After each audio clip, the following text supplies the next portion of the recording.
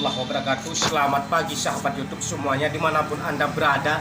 Seperti biasanya kembali lagi jumpa bersama saya Agus Nadi Sawang, tentunya di Sawang TV Channel. Pada pagi ini saya sedang berada di salah satu pembangunan pasar rakyat yang berada di Desa Turtung Payu.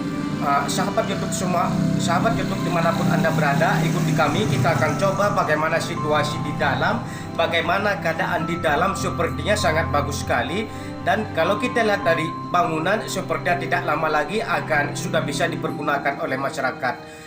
Ya, harapan kita sebagai masyarakat, sebagai rakyat, mudah-mudahan negeri Sepakat Segenap ini makin sehari makin maju dan akan dirasakan kemakmuran oleh seluruh masyarakat yang berada di Kota Cane, Aceh Tenggara. Ikuti kami, kita akan coba lihat di dalam.